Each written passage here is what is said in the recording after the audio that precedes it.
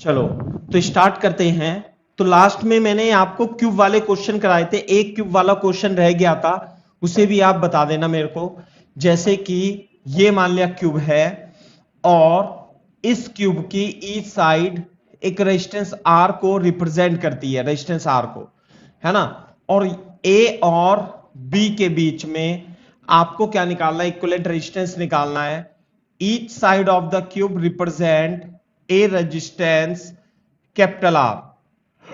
You have to find the resistance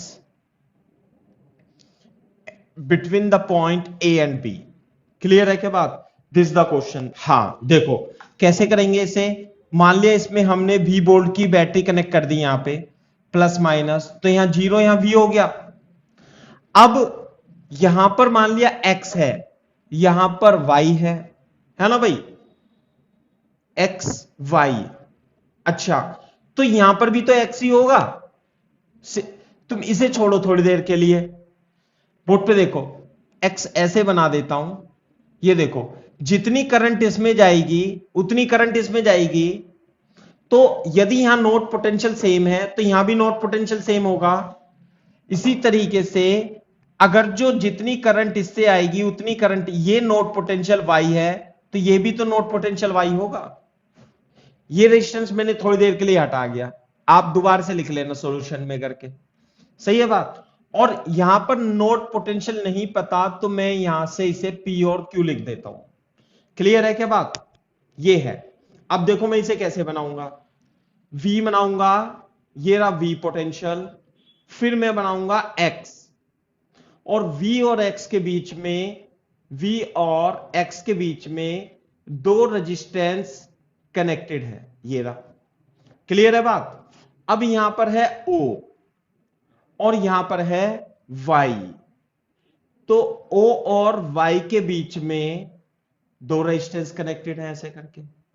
आ रही है बात समझ में? अच्छा अब ये देखो, ये X है और ये X है और P, तो मैं यहां पर एक P पॉइंट बना लेता हूं और इसी तरीके से इधर एक Q पॉइंट बना लेता हूं। तो X और P के बीच में, X और P के बीच में कितने रेजिस्टेंस कनेक्टेड है बेटा? X और P के बीच में भी दो रेजिस्टेंस कनेक्टेड है। क्लियर है बात? साथ में Y और Q के बीच में भी दो रेजिस्टेंस हमारे पास कनेक्टेड है। क्लियर है बात? P और Q के बीच में एक रेजिस्टेंस कनेक्टेड है। साथ में X और Y के बीच में, देखना बेटा कितने रेजिस्टेंस हो गए सौजन्या, गिनना जरा, ये दो, दो दूनी चार, 8 और एक 9, अभी 3 रेजिस्टेंस बचे। 3 रेजिस्टेंस पहले इतना बनाओ और मेरे को बताओ सोच के कौन कौन से बचे और किसके बीच में। इसमें मैंने V और X के बीच में दो रेजिस्टेंस जोड़ दिए, इसी तरीके से 0 और Y के बीच में, O और Y के बीच में दो जोड़ दिए, फिर P और Q लिखा मैंने यहां, P और Q, P और X के बीच में एक ये है, P और X के बीच में एक ये है, QY और QY के बीच में ये है। अब देखो यहां पे, अब मेरे को बताओ ये X और Y, एक रेजिस्टेंस ये बचा, देखो ये किसके बीच में है? X और Y के बीच में। और एक रेजिस्टेंस ये बचा, ये किसके बीच में है? X और Y के बीच में है। तो X के बीच में और Y के बीच में एक ऐसे जोड़ दिया और एक रेजिस्टेंस ऐसे जोड़ दिया। समझ में आ रही है बात? दूसरा एक रेजिस्टेंस यहां पर था, ये वाला तीसरा V और O के बीच में, तो इस रेजिस्टेंस को मैं एक्स्ट्रा जोड़ देता हूं V और O के बीच में। अब आपको पता लग गया होगा कि ये सब तो सीरीज पैरेलल में ही है। अब तो हम जोड़ देंगे। कैसे?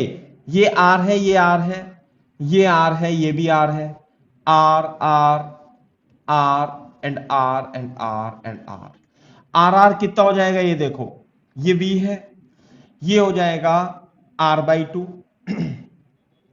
ये X है और ये हो जाएगा आपका R/2, ये हो जाएगा R और ये भी हो जाएगा कितना? R/2। क्लियर है क्या बात?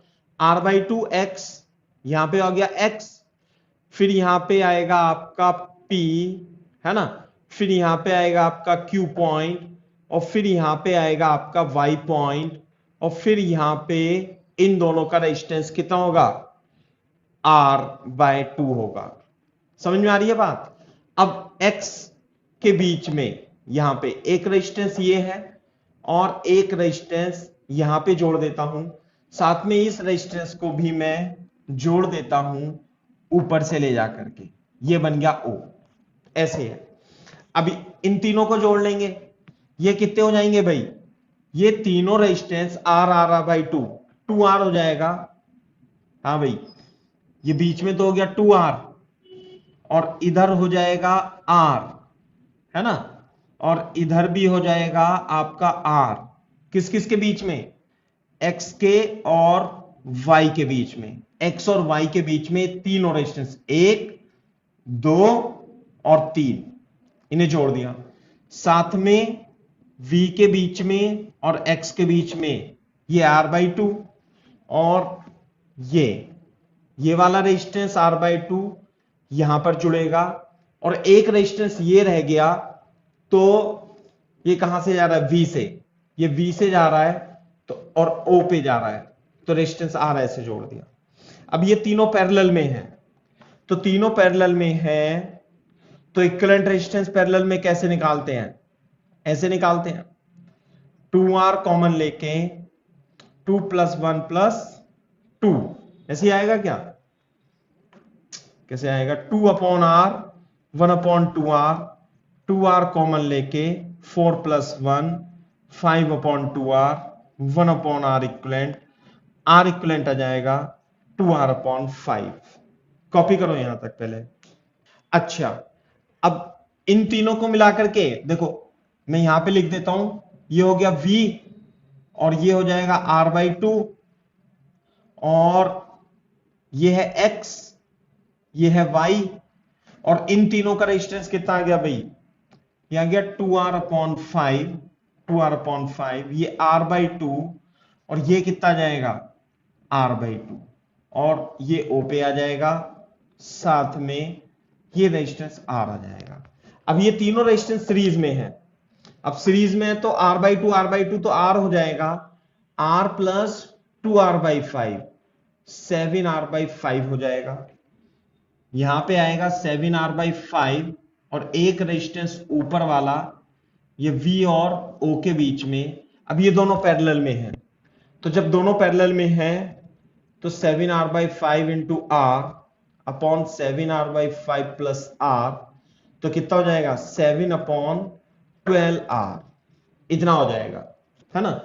तो इक्विवेलेंट रेजिस्टेंस जो आएगा ये तो हो जाएगा 7R/5 इन तीनों का सीरीज में, और V और O के बीच में ये आएगा 7R/12 is the correct answer, this the R equivalent. तो ठीक है भाई,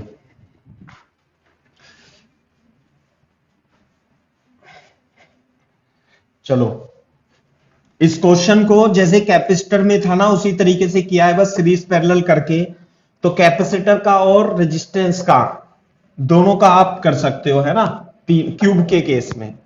अब मैं आपको नया टॉपिक स्टार्ट करता हूं, और वो है आपका, देखो हमारे पास करंट मेजर, अब हमने कॉम्बिनेशन ऑफ सर्किट पढ़ा, सीरीज पैरेलल, और उसमें बैटरी ईएमएफ भी पढ़ी, चार्जिंग और डिस्चार्जिंग भी पढ़ा, है ना, और सिमेट्रिक सर्किट पढ़ लिया, रेजिस्टेंस के बारे में पढ़ लिया।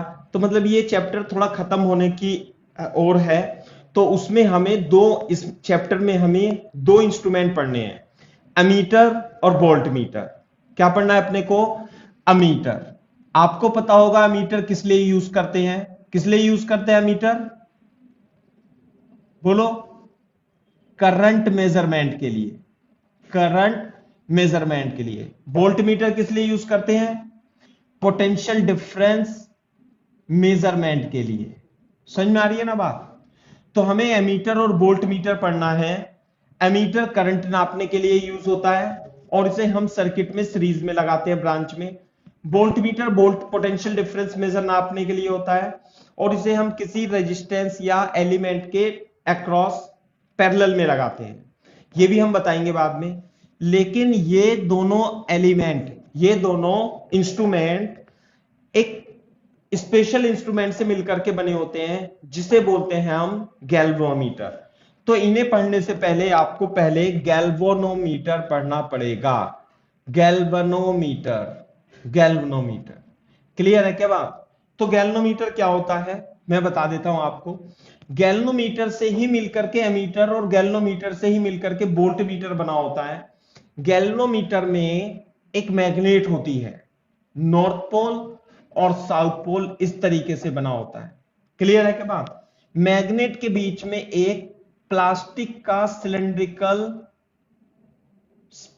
सिलेंडर होता है और उस सिलेंडर पर जो है करंट कैरिंग वायर यानी कॉइल लिपटी होती है। समझ में आ रही है बात? कॉइल लिपटी होती है और इस सिलेंडर के मिड से एक पॉइंटर निकला होता है और जो कि स्केल पे घूमता है ऐसे करके, यूं करके। यहां पे स्केल होता है ना। इसके मिड में क्या होता है? जीरो होता है, जीरो, और 1 2 3 ऐसे, 1 2 3 ऐसे इधर की ओर होता है। क्लियर है क्या बात भाई? ये स्केल होता है। वैसे तो हम गैल्वेनोमीटर का प्रिंसिपल डिटेल में पढ़ेंगे मैग्नेटिज्म में, लेकिन यहां पे हम छोटा सा उसका कंस्ट्रक्शन और उसका एप्लीकेशन हम पढ़ने जा रहे हैं। तो गैल्वेनोमीटर क्या होता है? गैल्वेनोमीटर में दो परमानेंट मैग्नेट होती हैं, मतलब permanent north pole south pole. इसके बीच में एक प्लास्टिक का एक सिलेंडर होता है और उस पे कॉइल हम लिपेट देते हैं। ये क्या होती है? कॉइल, कॉइल लिपेट देते हैं और इस कॉइल से एक पॉइंटर निकला होता है जो कि स्केल पर घूमता है। किस पे घूमता है? ये स्केल होता है मेजर करने के लिए। होता क्या है कि जब आप इस कॉइल के अंदर करंट को फ्लो कराते हो, तो हम नेक्स्ट चैप्टर में पढ़ेंगे, इसमें टॉर्क लगने लगता है ना, और ये डिफ्लेक्ट होता है, फिर डिफ्लेक्ट होता है। तो डिफ्लेक्ट होता है तो ये पॉइंटर घूमता है ऐसे। पॉइंटर क्या होता है? ये घूमता है ऐसे ऐसे स्केल पे। जितनी ज्यादा करंट होगी उतना ज्यादा डिफ्लेक्शन होगा। आई बात समझ में? जितनी ज्यादा करंट होगी उतना ज्यादा डिफ्लेक्शन इसके अंदर हो जाता है और हमें पता लग जाता है कि इसमें करंट कितनी फ्लो होती है। वो यहां पे मीटर स्केल पे यानी कि स्केल पर मेजर करने लगता है। ये पहले एक बार कॉपी करो इसका। तो गैल्वेनोमीटर क्या होता है? इसे एक डिब्बे में हम बंद कर देते हैं। यदि आप स्कूल में जाओगे तो वहां पे आपको एक ब्लैक कलर के डिब्बे में दिखाई देगा ये, है ना। तो मैं लिख देता हूं गैल्वेनोमीटर में क्या है। लिखो, it is an instrument in which a coil is suspended between two poles of magnet। नहीं, एमीटर तो दिया हुआ है, लेकिन ये जो शुरू में चित्र बना हुआ है ना, ये गैल्वेनोमीटर है। ये गैल्वेनोमीटर है, ये गैल्वेनोमीटर है। गैल्वेनोमीटर से ही एमीटर और वोल्ट मीटर बनते हैं। तो गैल्वेनोमीटर में क्या होता है? सुन लो मेरी बात, मैंने चित्र देखने के लिए कहा है केवल आपसे। गैल्वेनोमीटर में एक कॉइल को नॉर्थ और साउथ पोल, मैग्नेट के नॉर्थ और साउथ पोल के बीच में लटका देते हैं। क्लियर है क्या बात? When current flows in it, जब इसके अंदर करंट फ्लो होती है, when current flows in coil there is deflection,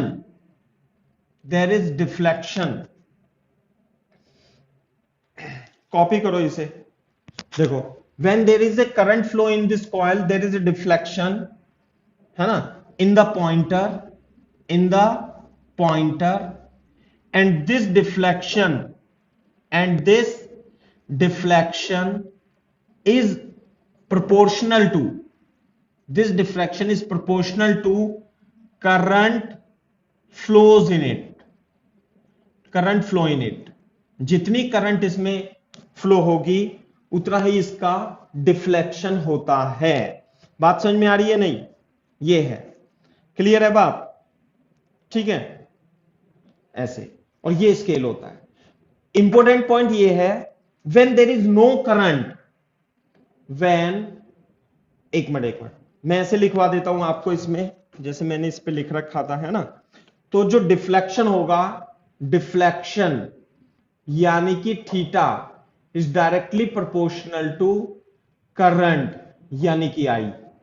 जितना ज्यादा इसमें आप करंट फ्लो कराओगे उतना टॉर्क लगता है और उतना ज्यादा इसमें डिफ्लेक्शन हो जाता है। बात समझ में आ रही है। और ये जो इंस्ट्रूमेंट है, ये युक्ति, हिंदी में युक्ति बोलते हैं इसे, instrument is called galvanometer. Important point ये है, when there is no deflection, there is no current, there is no current in the coil, जब कॉइल में कोई करंट नहीं है, यहां पे कोई भी करंट नहीं है, तो इस पे कोई टॉर्क नहीं लगेगा, है ना। तो no deflection, no deflection.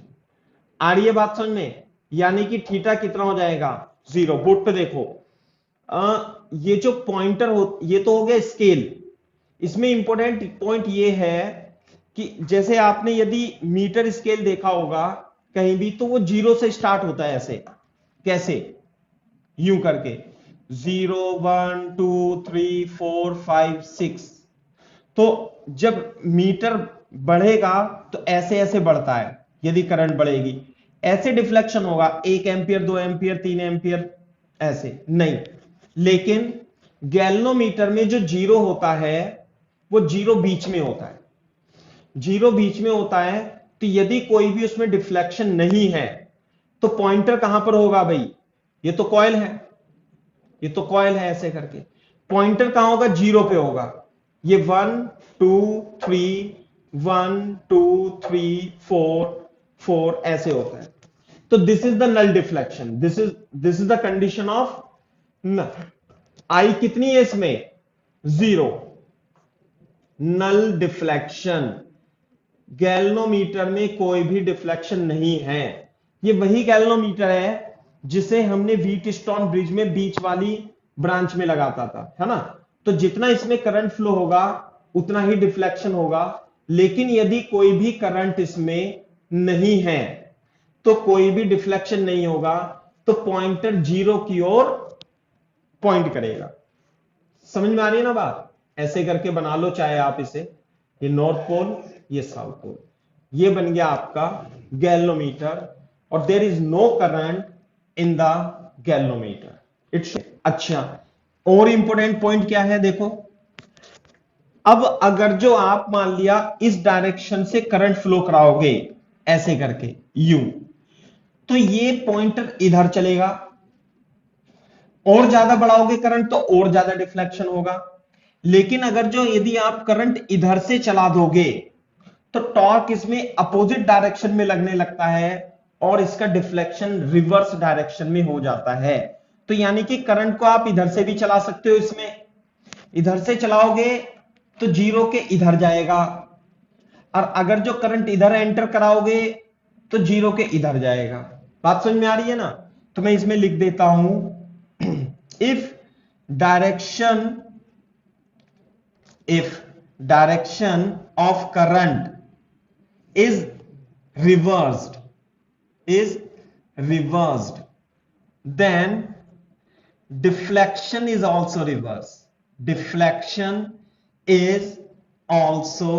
reversed, समझ में आ रही है ना बात। इसलिए इसमें 0 तो बीच में होती है और इधर 1 2 3 4 1 2 3 4।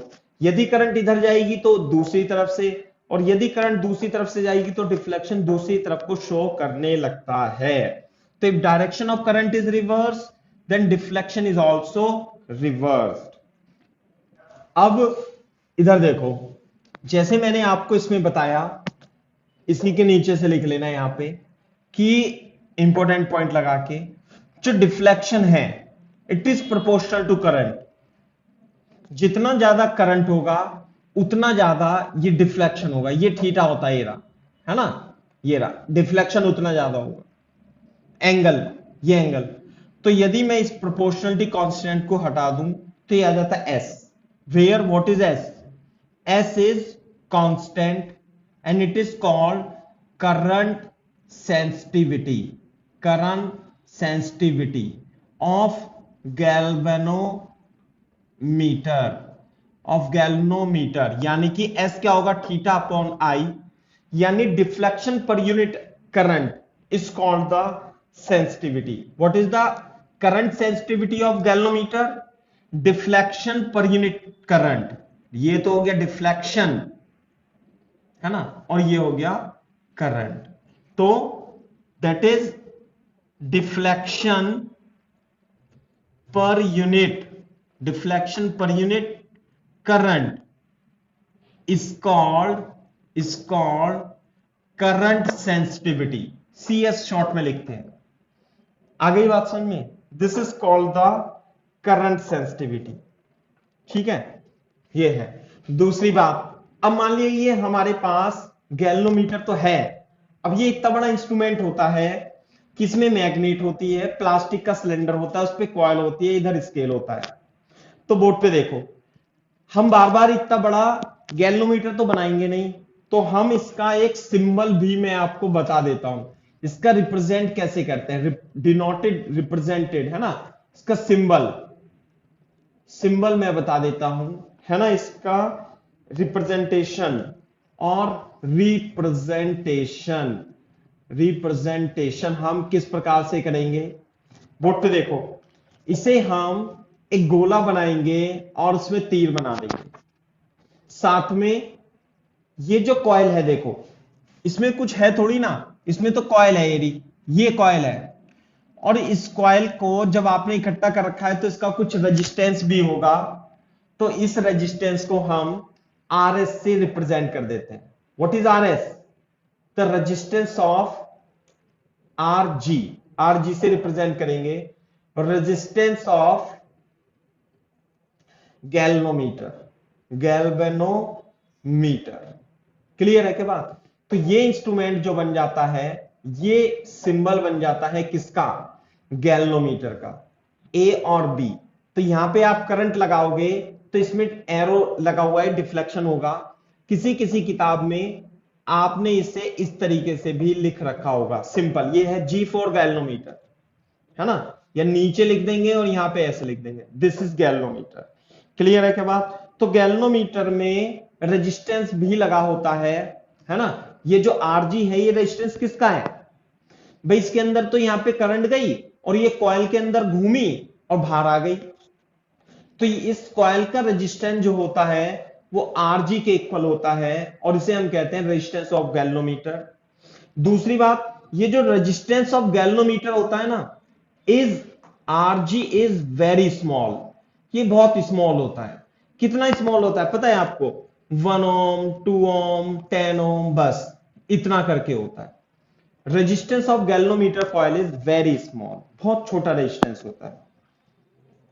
मैं इसमें पैरामीटर और लिखता हूं गैल्वेनोमीटर का. यहां पे साफ कर देता हूं, है ना. मतलब जैसे भी आपके यहां पर कुछ इंस्ट्रूमेंट है यदि जो मेजर करता है, जैसे टेम्परेचर मेजरमेंट है, आपके घर में टेम्परेचर मेजरमेंट करने के लिए कुछ लगा होगा जो टेम्परेचर मेजर करता है, या आपकी घड़ी में भी होगा कि भाई जो टेम्परेचर मेजर करता है, कहीं पे भी कुछ ना कुछ इंस्ट्रूमेंट होगा जो मेजरमेंट करता है. तो वो जो मेजरमेंट टेम्परेचर करेगा, थर्मामीटर या कुछ भी कह लो, डिजिटल थर्मामीटर, उसकी एक लिमिट होगी. ऐसा नहीं है कि आप उसे एक भट्टी में डाल दोगे वो टेम्परेचर मेजर कर लेगा, वो तो फूक ही जाएगा, खुद ही खत्म हो जाएगा. समझ में आ रही है ना बात? वो कितना 40 डिग्री, 50 डिग्री, 60 डिग्री, इतना तक टेम्परेचर तो मेजर कर सकता है. लेकिन अगर जो आपको कि 500 डिग्री टेम्परेचर क्या मेजर कर लेगा? नहीं. तो इसी प्रकार से इसका भी पैरामीटर है गैल्वेनोमीटर का, है ना. तो गैल्वेनोमीटर से पैरामीटर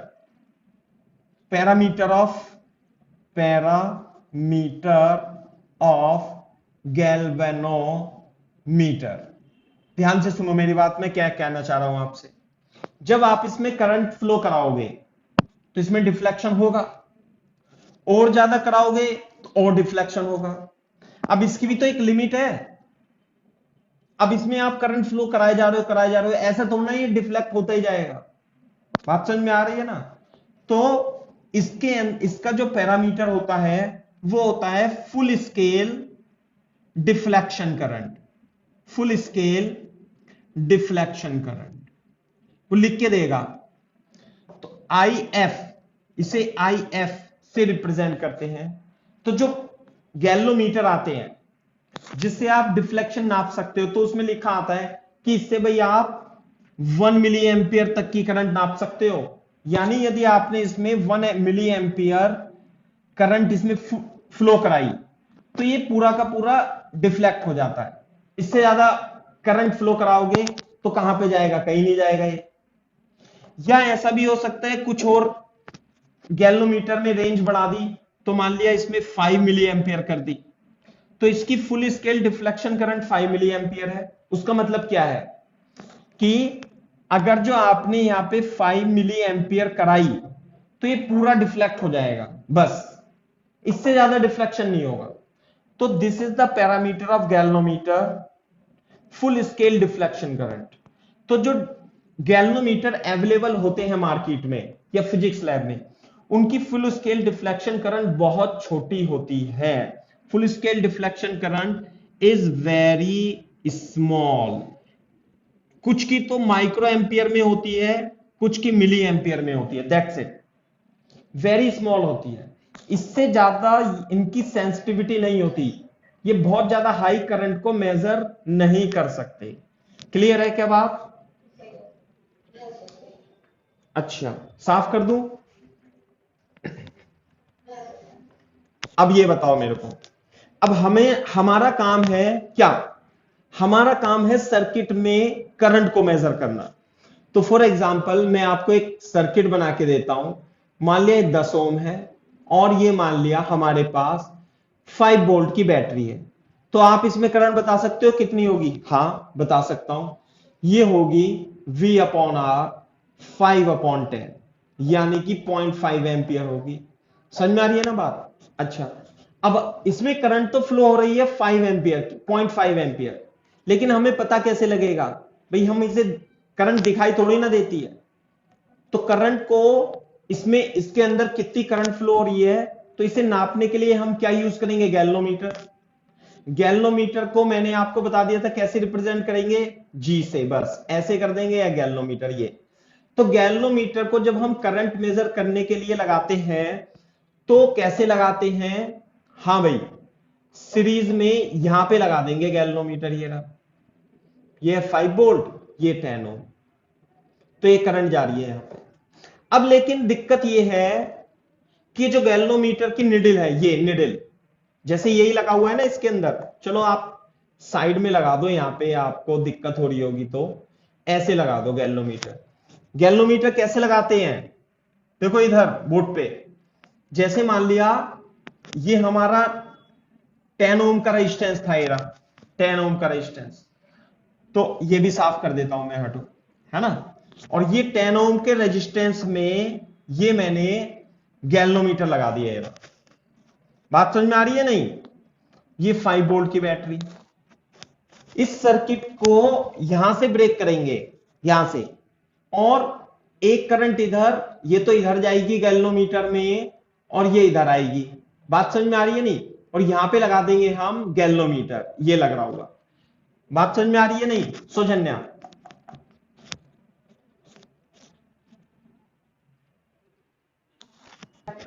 देखो इधर वर्क कैसे करेगा। जब आप इसमें करंट फ्लो कराओगे तो करंट इस गैल्वोमीटर में भी घुस जाती है, और जैसे जितनी इसमें आप करंट घुसेगी, जितनी करंट घुसेगी उतना ज्यादा टॉर्क लगता है और उतना ही इसमें पॉइंटर मूव करता है। बात समझ में आ रही है नहीं? लेकिन ये गैल्वोमीटर में जो करंट है ये तो फुल स्केल डिफ्लेक्शन मान लिया 5 मिली एम्पियर पर ही दे देता है, 5 मिली एम्पियर पर दे देगा फुल स्केल डिफ्लेक्शन। लेकिन इसमें देखो, इसमें करंट कितनी हो रही है? 0.5 एम्पियर।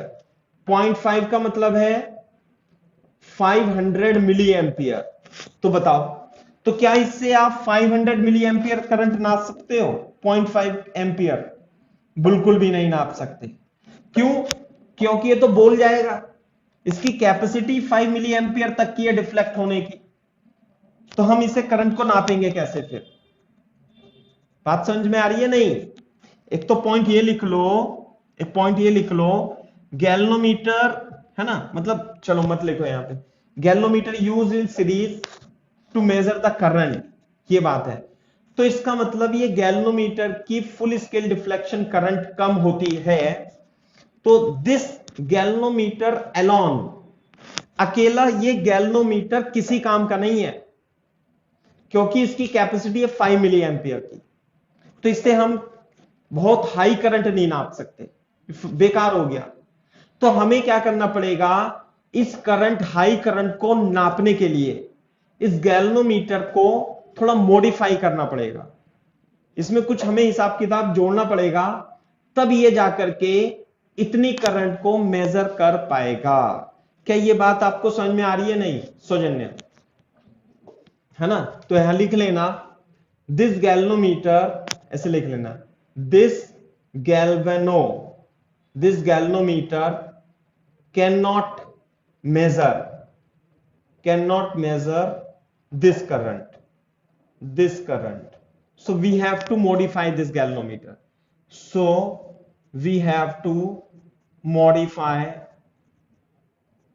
this, है ना, हमें मॉडिफाई करना पड़ेगा। तो इस गैल्वेनोमीटर को हम किस प्रकार से एमीटर में कन्वर्ट करेंगे? अब हम एमीटर बनाते हैं। एमीटर का काम क्या है? करंट को मेजर करना, है ना? तो लिख लो, हाउ टू कन्वर्ट, इस गैल्वेनोमीटर का हम सही तरीके से बना देंगे। लिख लो, how to convert a galvanometer into ammeter. कैसे बनाएंगे पता है आपको? बता सकते हो मेरे को, गैल्वेनोमीटर से एमीटर कैसे बनाएंगे?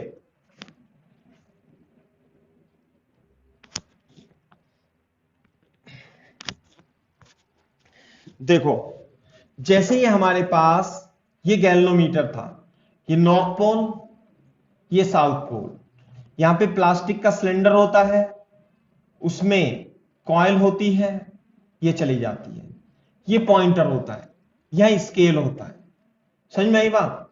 और ये सिस्टम है।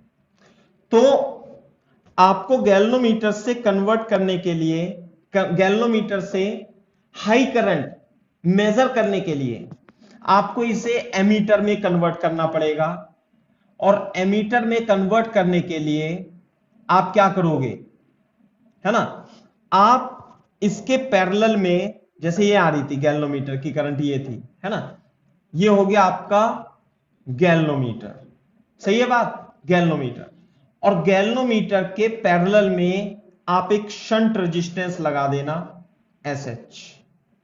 तो ये जो सिस्टम बन जाता है ना, ये सिस्टम बन जाता है एमीटर। क्या बन जाता है? ये एमीटर बन जाता है ना।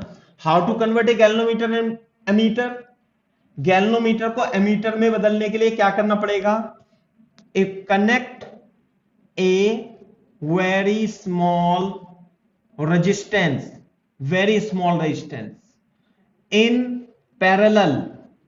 in parallel with coil resistance।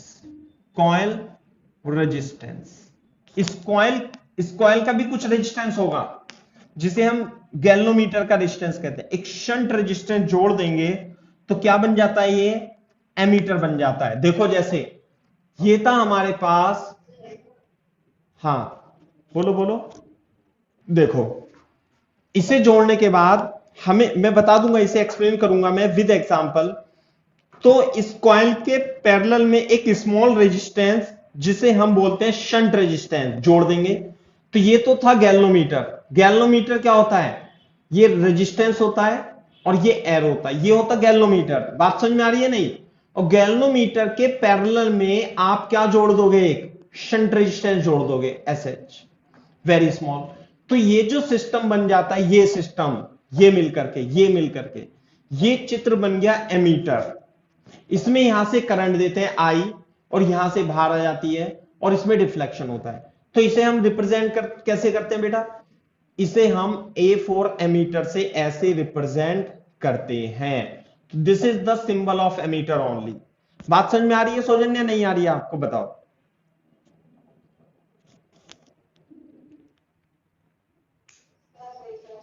देखो ध्यान से देखो, तो एमीटर के अंदर बेसिकली है क्या, एमीटर के अंदर गैल्वोमीटर है, एमीटर के अंदर क्या है, गैल्वोमीटर, और उसके पैरेलल में एक वेरी स्मॉल शंट रेजिस्टेंस जोड़ दिया, तो गैल्वोमीटर किस में कन्वर्ट हो गया, एमीटर में। तो ये उसका सिंबल है एमीटर, और इससे हम करंट नाप सकते हैं वेरी हाई। वो कैसे नापेंगे वो मैं बताऊंगा, है ना। तो मैं आपसे फिर से एक बार पूछता हूं, आप बताना मेरे को, गैल्वोमीटर से एमीटर, गैल्वोमीटर को एमीटर में कन्वर्ट करने के लिए क्या करना पड़ेगा, और वेरी स्मॉल शंट रेजिस्टेंस, तो किस में बदल जाएगा, एमीटर में बदल जाएगा। सही है। मैं इसमें एक पॉइंट और लिख देता हूं, when current is to be you, when current is to be measured, is to be measured in a branch, in a circuit, this ammeter is used, this ammeter is used in series। इसे हम कैसे use करते हैं, this ammeter use in series. कैसे, जैसे मान लिया resistance है, ये बैटरी है, तो आप क्या करोगे, एमीटर को यहां लगा दोगे सीरीज में, ये रेजिस्टेंस है, बैटरी है, तो ये जो करंट होगी, इस करंट को ये बता देता है। तो बेसिकली है तो इसके अंदर ये गैल्वोमीटर ही, बस डिफ्लेक्शन तो गैल्वोमीटर ही देगा, एमीटर के अंदर तो एक शंट रेजिस्टेंस लगा दिया बस, तो ये घूमता है। ठीक है। अच्छा, अब देखो इसमें हम कैसे, how to measure high current, है ना, how to measure high current, high current. Board पे देखो, यहां बनाएंगे भाई, ये तो हो गया हमारा गैल्वोमीटर, सही है। गैल्वोमीटर की कैपेसिटी है कि ये केवल फुल स्केल डिफ्लेक्शन करंट तक ही मेजर कर सकता है, तो लेकिन हमें तो करंट नापनी है ज्यादा, तो मैं इसके बीच में लगा दूंगा पैरेलल में very small low resistance shunt resistance, ये बन जाता है मीटर। अब ये करंट आई तक नाप सकता है। ये जो फुल स्केल डिफ्लेक्शन करंट होती है, किसी किसी किताब में इसे IG भी लिख रखा होता है, IG यानी गैल्वोमीटर की करंट। समझ में आ रही है बात। तो अब देखो, ये बन गया हमारा एमीटर। अब बोर्ड पे देखना, इधर आप रफ में लिख लेना। आप यदि मान लेते हैं हमारे पास दो रेजिस्टेंस हैं R1 R2, और ये करंट है I, ये I1, ये I2, तो मैंने आपको करंट डिवाइडेड रूल बताया था, कैसे, I1 is equal to R2 upon R1 plus R2 into I, और I2 में R1 upon R1 plus R2 into I आता है। क्लियर है क्या बात। तो यहां देखो, ये क्या है, अप टू करंट I, हमें इस करंट I को नापना है, तो मैं इसमें पैरेलल कुछ शंट रेजिस्टेंस लगा दूंगा, जिससे कि इसमें फुल स्केल डिफ्लेक्शन करंट जाए। तो बोर्ड पे देखो, दो रेजिस्टेंस है पैरेलल में, एक तो RG है और एक RSH है ना भाई, और ये करंट फुल स्केल है और ये I है। तो IF कैसे लिखूंगा, IF लिखूंगा मैं RSH, ये लिखा ना I1 कैसे लिखते हैं, R2 upon R1 plus R2, RSH plus RG into I, ये रही I, ये वाली करंट। तो मेरे को इसमें शंट रेजिस्टेंस की वैल्यू बतानी है, जिससे कि इसमें हम करंट I तक नाप लें। देखो, जब ये करंट आई जाएगा, तो करंट इसमें से भी पास होगी, इसमें से भी पास होगी, और फिर I बन जाएगी। बात समझ में आती है ना। तो इसमें से फुल स्केल डिफ्लेक्शन करंट ही जा सकती है, क्योंकि इसकी लिमिट है। तो ऐसा कितना रेजिस्टेंस लगाएं RSG कि इसमें से फुल स्केल डिफ्लेक्शन करंट जाए, लेकिन इसमें से करंट कैपिटल आई जाए, ये स्मॉल आई जाए। तो इसे हम थोड़ा मॉडिफाई कर देंगे, RG is equal to R S H upon I into I F, है ना। तो इधर ले जाएंगे हम ये आर एस एच कॉमन लेके I upon I F minus one is equal to R G. तो जो शंट रेजिस्टेंस की वैल्यू आती है वो R G into I F upon I minus I F के इक्वल आ जाती है। This is the value of shunt resistance. तो आपको कैपिटल आई नापने के लिए गैल्वेनोमीटर में एक शंट रेजिस्टेंस जोड़ना होगा और इस शंट रेजिस्टेंस की value I F upon I minus I F into R G होगी। और फिर आप इस गैल्वेनोमीटर को एमीटर में कन्वर्ट कर सकते हैं और कैपिटल स्मॉल आई तक की करंट आप नाप सकते हैं। तो मैं आपको एक एग्जांपल बताता हूं, उससे आप समझेंगे तो ही समझ में आएगा। सही है बात। जैसे कि मान लेते हैं for example, if A galvanometer has having full scale deflection current, full scale deflection current 10 milliampere with 10 milliampere and resistance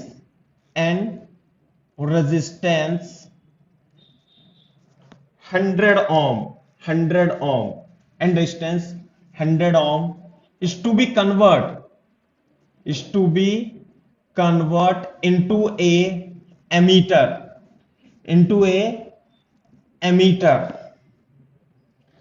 which can read up to 2 ampere. Find the required value of shunt resistance. Shunt resistance की value आपको find करनी है। ये है। अब board पे देखें, जैसे कि यहां पे देखो, आपको ये गैल्वेनोमीटर है ना। गैल्वेनोमीटर तो ये होगा और ये इसका गैल्वेनोमीटर का रेजिस्टेंस है। इसमें फुल स्केल डिफ्लेक्शन करंट कितनी दे रखी है? 10 मिली एम्पियर। ये तो 10 मिली एम्पियर में ही बोल जाएगा, समझे ना। और गैल्वेनोमीटर का रेजिस्टेंस दे रखा है आरजी 100 ओम। और जबकि आपको इससे नापनी है कितनी करंट? 2 एम्पियर करंट इससे नापनी है। तो 2 की 2 एम्पियर तो नहीं भेज सकते हम। इससे क्या कर देंगे, हम एक शंट रेजिस्टेंस लगा करके करंट बाईपास कर देंगे। तो ये बन गया एमीटर। क्या बन गया? ये एमीटर बन गया। यहां से 2 एम्पियर करंट जाएगी। जब यहां से 2 एम्पियर करंट जाएगी तो यहां से 10 मिली एम्पियर करंट जानी चाहिए। ये बात है, समझ में आ रही है नहीं? और बाकी कहां से चली जाएगी? बाकी करंट यहां से चली जाएगी। तो फिर तो नाप लेगा ना ये। जब यहां से 2 एम्पियर करंट जाए तो यहां से 10 मिली एम्पियर जाए, तो इसकी वैल्यू बताओ, तो हो जाएगा काम। तो कैसे? तो आर एस जी की वैल्यू बताते हैं ना हम। कैसे? I minus F into R G. ये ना पैरेलल में करके निकाला था ना। ये 100 ओम है, ये I है। तो I की वैल्यू कितनी है? 2 एम्पियर। और ये है 2। और फुल स्केल डिफ्लेक्शन करंट कितनी है? 0.01। अरे full scale deflection current 10 milli ampere को क्या लिख लेंगे? 0.01 एम्पियर इंटू आर जी। ये कितना है? 100। बात समझ में आ रही है नहीं? मैंने कुछ गड़बड़ तो नहीं करती। ऊपर आई एफ है, ऊपर क्या है? यहां पे आई एफ। आई एफ का मतलब है 0.01। ये है बात। अब बोर्ड पे देखो इधर। अब यदि 2 में से 0.01 घटाओगे तो इसे 2 ही पाओगे। तो ये तो इग्नोर कर देंगे। तो जो शंट रेजिस्टेंस है वो 0.01 इंटू 100, तो ऊपर बचेगा, नीचे बचेगा 2। तो कितना बचेगा भाई? 1/2 यानी 0.5 ओम। समझ में आ रही है ना बात? तो इसका मतलब ये है कि आप यदि यहां पर 0.5 ओम लगाओगे, बोर्ड पे देखो, ऊपर तो है 100 ओम, नीचे 0.5 ओम। ये है आपका 100 ओम, नीचे है आपका 0.5 ओम। जब आप यहां पे 2 एंपियर करंट लगाओगे तो करंट जो है लो पाथ रेजिस्टेंस से ही निकल जाती है। इसके अंदर बहुत कम करंट जाएगी क्योंकि यहां रेजिस्टेंस हाई है। इस वजह से एक लो रेजिस्टेंस लगाते हैं कि सारी की सारी करंट इस लो रेजिस्टेंस से ही बाईपास हो जाए और यहां से बहुत कम करंट जाए। कितनी करंट जाएगी यहां से? 10 मिली एंपियर। और बाकी सारी की सारी करंट लगभग 2 एंपियर करंट इससे चली जाएगी। तो जब यहां पे आप 2 एंपियर लगाओगे तो गैल्वेनोमीटर में तो 10 मिली एंपियर ही जा रही है, तो जो इसकी कैपेसिटी है फुल स्केल डिफ्लेक्शन करंट, तो जब यहां 2 एंपियर जाएगी तो ये फुल स्केल डिफ्लेक्शन दिखा देगा। तो सही है। फिर ये समझ में आ गई ना बात?